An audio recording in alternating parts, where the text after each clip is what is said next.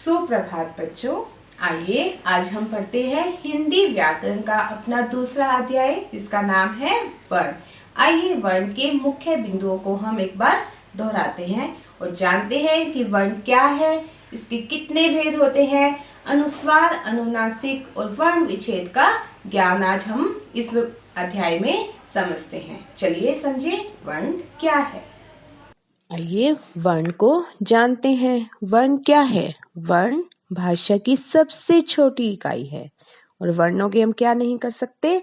हम खंड नहीं कर सकते हैं। जैसे अ, ऐ, क, च, ये सभी क्या है? ये वर्ण है। क्या हम ए, ई का खंड कर सकते हैं? नहीं कर सकते। खंड मतलब उनके टुकड़े नहीं कर सकते। आगे वर्णों को हम अक्षर भी कहते हैं। अक्षर ये सभी ए, ई, क, ख, ये सब क्या है? ये अक्षर ही तो हैं।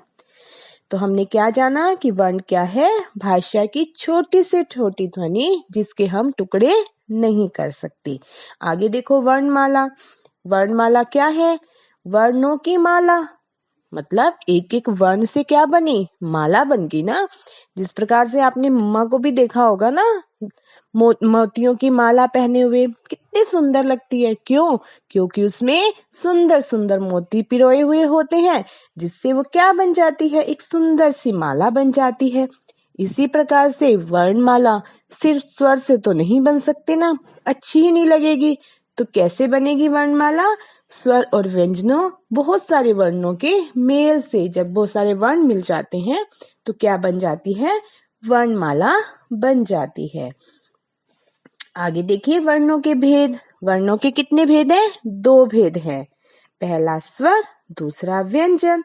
स्वर संख्या में कितने होते हैं? संख्या में 11 होते हैं। जैसे ए, आ, ई, उ, री, ए, ऐ, ओ, औ। ये क्या है?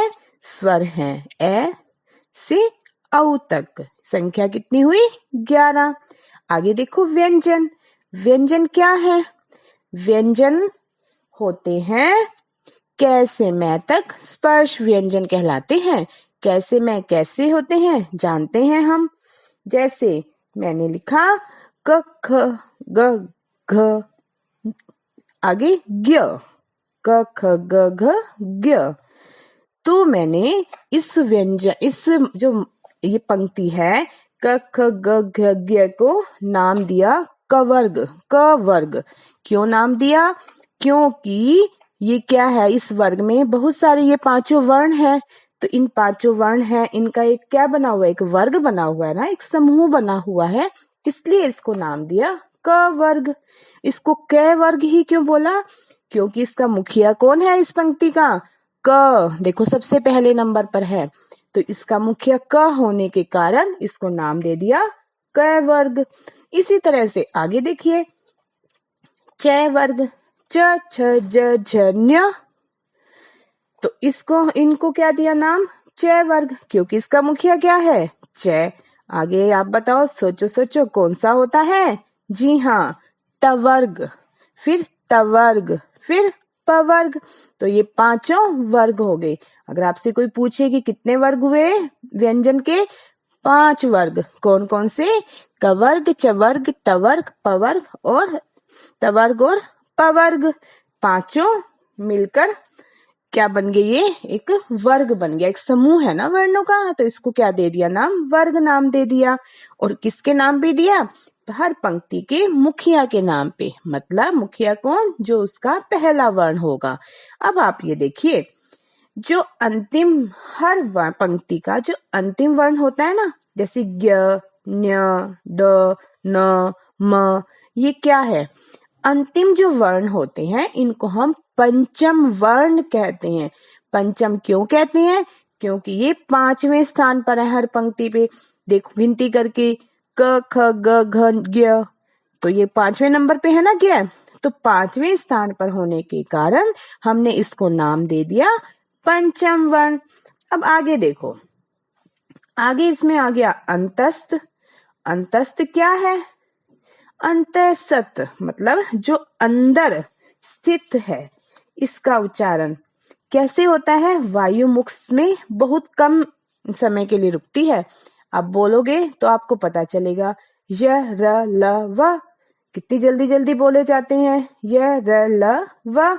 इसलिए कहा जाता है कि इसके उच्चारण में वायु मुख में बहुत कम समय के लिए रुकती है। आगे आता है ऊष्म व्यंजन। ऊष्म का मतलब ही क्या होता है, गर्मी। इन व्यंजनों के उच्चारण में क्या होता है कि मुख से रगड़ खाने के कारण, मतलब जब मुख से हम निकालते हैं इन वर्णों को तो क्या निकलती है, हवा में गर्मी सी रहती है। इनकी संख्या कितनी है, 4 है। श स स ह। तो हमने जाना अंतस्थ व्यंजन भी 4 होते हैं और ऊष्म व्यंजन भी 4 होते हैं। अब हम देखते हैं, ये तो हमने इनकी संख्या देखी कितनी है स्वर और व्यंजन की।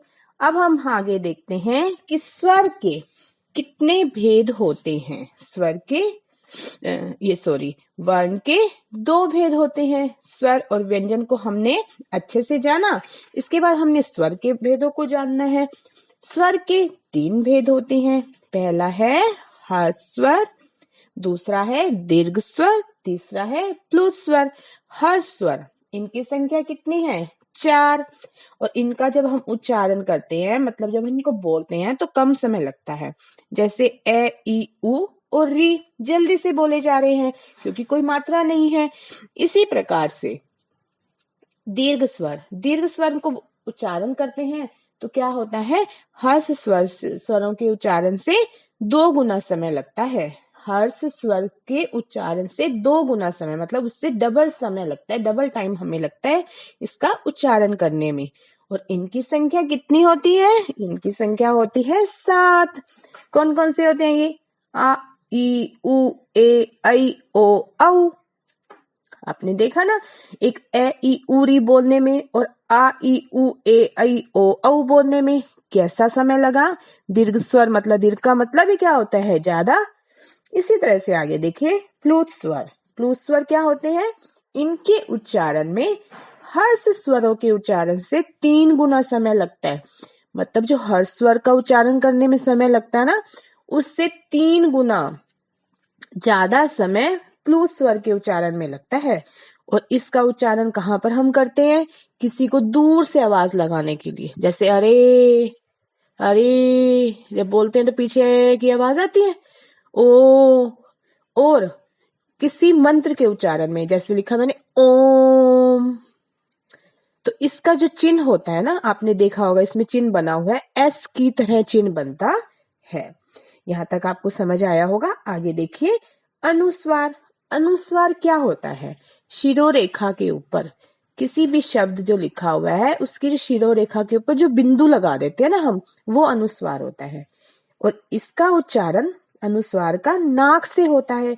अब आप बोल के देखिए शब्दों को, घंटी, चंचल, मंगल, भुजंग, बंटी, अंडा, संसार, गंदा, ये सब देखो। जब हम इनको बोल रहे हैं तो जो है ध्वनि हमारी कहाँ से निकलती है, नाक से निकलती है। तो और इसका क्या है चिन्ह, बिंदु लगा हुआ होता है शिरोरेखा के ऊपर। इस बिंदु को हम क्या कहते हैं, इस बिंदु को हम अनुस्वार कहते हैं। आगे देखिए अनुनासिक, इसका उच्चारण कैसे होता है, नाक और गले दोनों से होता है। नाक और गले से कैसे होता है, जब हम शब्दों का उच्चारण करेंगे तब हमें पता चलेगा। जैसे गूंज, छांव, पांव, चांद, मांग, हंसी, पंखुड़ी, तांगा, लहंगा, धसना, कितने सारे ऐसे ऐसे शब्द हैं जिनका उच्चारण कैसे होता है, नाक और गले दोनों से ही होता है। अभी नाक से भी आवाज निकलती है और गले से भी, दोनों से आवाज निकलती है, ठीक है। और इसका क्या होता है चिन्ह, शिरोरेखा के ऊपर चंद्र बिंदु लगाया जाता है। अनुनासिक मतलब चंद्र बिंदु, अनुस्वार मतलब एक बिंदु लगाया जाता है जो। इसके बाद है विसर्ग। विसर्ग का उच्चारण कैसे होता है ध्वनि की तरह होता है ध्वनि का मतलब क्या हुआ, जब हम कोई भी ऐसा शब्द जिसका उच्चारण करते हैं और पीछे उसके 2 बिंदु लगे हुए होते हैं, ये जो 2 बिंदु होते हैं ना, ये 2 बिंदु को हम विसर्ग कहते हैं। और इन बिंदुओं की जो ध्वनि निकलती है वो है की तरह होती है। जैसे मैंने बोला अतः, प्रातः, स्वतः, ये क्या है, ये सब क्या है, अंततः, इस तरह के जो शब्द है ना, और जब हम बोल रहे हैं तो आपने सुना, ध्यान से सुनेंगे आप और खुद भी उच्चारण करेंगे कि बोलते समय ध्वनि अंतिम क्या है निकल रही है। जो विसर्ग है उसको हम है की तरह बोल रहे हैं, प्रातः, प्रायः, निकल रही है ना ध्वनि। और ये कौन से शब्द होते हैं, ये संस्कृत के शब्द होते हैं जिनके पीछे विसर्ग लगी हुई होती है। आपको यहाँ तक समझ आया अच्छे से? चलिए अब हम ये देखते हैं कि व्यंजन हमने समझा कि कैसे में कितने होते हैं, स्पर्श व्यंजन होते हैं 25। उसके बाद हमने क्या जाना था, अंतस व्यंजन के बारे में, फिर हमने जाना ऊष्म व्यंजन के बारे में। आइए अब हम जानते हैं संयुक्त व्यंजनों के बारे में। संयुक्त व्यंजन क्या है? दो भिन्न व्यंजनों के मेल से बने व्यंजन। भिन्न का मतलब क्या होता है? जो अलग होते हैं, एक जैसे नहीं होते दो व्यंजन, उनके मेल से बने जो व्यंजन होते हैं वो संयुक्त व्यंजन कहलाते हैं। ठीक है, जैसे मैंने बोला कश, रक्षा, इसमें कश दोनों क्या है, भिन्न है, अलग व्यंजन है। रक्षा, क्षमा, ये अलग अलग व्यंजन है। और इसमें कौन सा हो सकता है, कक्षा, अक्षर, कक्ष, जो इसमें कक्ष श, तो ये क्या है, दो भिन्न, दो अलग व्यंजनों के मेल से बन रहे हैं। इसी तरह से दूसरा देखिए, त और र। त्र है वो त और र से मिलकर बना हुआ है, जिसमें पहला जो होता है व्यंजन वो आधा होता है, मतलब उसमें स्वर मिला हुआ नहीं होता। त और र जब पूरा है, व्यंजन अगर पूरा है मतलब उसमें हलंत नहीं लगा हुआ, इसका मतलब वो स्वरों के मेल से बना है। क्योंकि आप सब जानते हैं व्यंजन कैसे बनते हैं, स्वरों के मेल से ही बनते हैं। अगर उसमें स्वर नहीं मिला हुआ, इसका मतलब वो क्या है, व्यंजन वो स्वर रहित व्यंजन है, मतलब आधा कहलाता है वो। जैसे हमने त्रय का देखा, चित्रकार, मित्र, नक्षत्र, त्रिशूल, त्रिभुज। अब बोलने से ही पता लग रहा है, त्र, त और र दो के मेल से बन रहा है। इसी तरह ज्ञ, ज और न्य के मेल से बनता है। कैसे? उदाहरण देखिए, आज्ञा, विज्ञान, ज्ञानी, ज्ञान। इसी तरह अनेक शब्द है। आगे है श्रेय, श और र के मेल से बनता है। हर्ष, विश्राम, श्रमिक, श्रीमान, श्रीमती, श्रवण, ये सब क्या हैं? ये सब संयुक्त व्यंजन कहलाते हैं, जो कैसे होते हैं, दो भिन्न व्यंजनों के मेल से बनते हैं। आगे देखिए, द्वित्व व्यंजन। द्वित्व व्यंजन क्या होता है? दो समान एक जैसे व्यंजन होते हैं। समान मतलब एक जैसे, और भिन्न का मतलब अलग। समान कैसे? एक तरह से, जैसे मैंने बोला बच्चा, बच्चा में आपने क्या देखा, च आधा, फिर दोबारा से पूरा च आया हुआ है, मतलब जिसके बीच में कोई भी आधा व्यंजन और उसके बाद पूरा व्यंजन आता है, तो वो होते हैं द्वितीय व्यंजन। एक जैसे व्यंजन मगर पहला आधा दूसरा पूरा होता है। जैसे कच्चा, हक्का बक्का।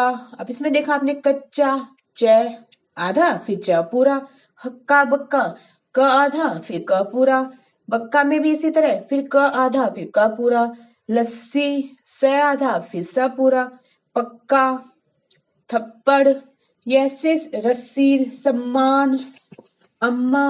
अब आप ये देखोगे इन सब शब्दों में क्या आपने देखा सर, कि मैं पहला व्यंजन आधा है, उसके बाद दूसरा पूरा व्यंजन है। उसके बाद है संयुक्त अक्षर, जो दो भिन्न भिन्न अलग अलग व्यंजनों के मेल से बने हुए हैं, संयुक्त कहलाते हैं। अलग अलग व्यंजनों के मेल से बने अक्षर जो होते हैं वो संयुक्त अक्षर कहलाते हैं। कैसे? जैसे मैंने बोला मक्खी, मक्खी में क आधा और ख पूरा। स्थान, स आधा और थ पूरा। देखो, स अलग व्यंजन है और थ अलग व्यंजन है। भक्त, क पहला मगर इनमें क्या होगा, आधा ही होगा, दूसरा क्या होगा, पूरा होगा। अब इसमें क्या है, क अलग है और त अलग है। शिष्य, श अलग है और य अलग है। भाग्य, ग अलग व्यंजन हुआ और य अलग व्यंजन हुआ। इसी तरह से विद्यार्थी, द और य, द आधा और य अलग से अलग व्यंजन पूरा हुआ। तो हमने क्या जाना, संयुक्त व्यंजन, द्वित्व व्यंजन और संयुक्त अक्षर में क्या है, संयुक्त व्यंजन दो भिन्न व्यंजनों के मेल से बनते हैं।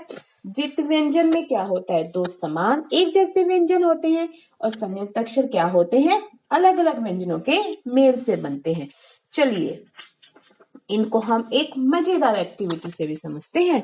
मैं आपको बहुत लंबा सा ना एक वाक्य देती हूँ, अब आप उसमें देखोगे कि कौन सा द्वित्व है या संयुक्त है, वो आप बताओगे।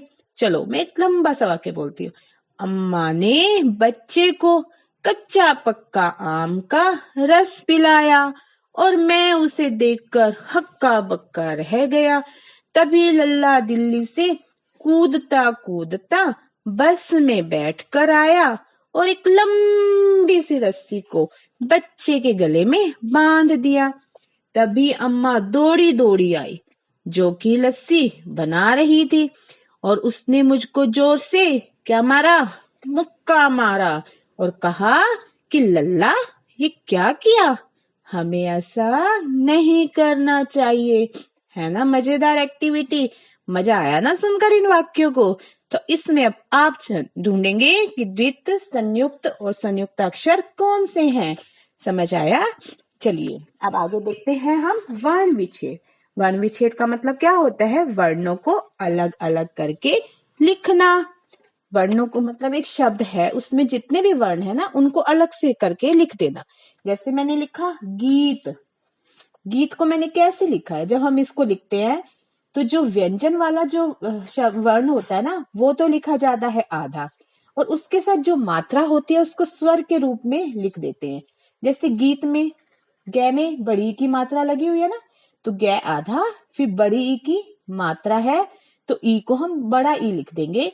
और तय, आपको पता है तय, अगर तय पूरा है इसका मतलब उसमें क्या मिला हुआ है, स्वर मिला हुआ है। इसी तरह से मैंने लिखा काम, काम, अब मैंने लिखा क, आपको बताया था व्यंजन पहला आधा, फिर उसके साथ जो भी मात्रा दी हुई है उसको हम स्वर के रूप में लिखेंगे। कै में आ की मात्रा दी हुई है तो मैंने लिखा आ, फिर म में आ मिला हुआ है। इसी तरह से हम हर शब्द को लेंगे और उसका वर्ण विच्छेद करते जाएंगे। अब हम कुछ रै के विभिन्न प्रयोग भी समझ लेते हैं, एक नजर इन पर भी मारते हैं। देखिए रै, जब रै कैसे होता है, स्वर से रहित होता है, मतलब उसमें स्वर नहीं होता। रै स्वर से रहित होता है मतलब से रै क्या होता है, आधा होता है, पूरा रै नहीं होता, उसके नीचे हलंत लगा होता है। तो वो क्या होता है, व्यंजन के ऊपर लगाया जाता है। कैसे लगाया जाता है, रेफ के रूप में लगाया जाता है। जैसे मैंने बोला वर्षा, अगर आप वर्षा वर्षा के टुकड़े भी करोगे तो वर्षा, वर्षा। शर्त, आगे है, जब रै स्वर सहित हो तब वह अपने से पहले व्यंजन की खड़ी पाई के साथ पदेन के रूप में लगाया जाता है। जब रै में क्या होता है, स्वर मिला हुआ होता है, मतलब रै पूरा होता है, तो वो क्या होता है, पैरों के नीचे लगता है। और जो गोल घुंडी वाले स्वर सहित व्यंजन होते हैं उनमें टै, जैसे टै, डै, ये गोल घुंडी वाले शब्द हैं तो इनके नीचे लगा हुआ होता है रै। तो आपको अच्छे से समझ में आ गया होगा वर्ण का अपना ये विषय। तो आप इसका अभ्यास घर पर अवश्य करें। धन्यवाद।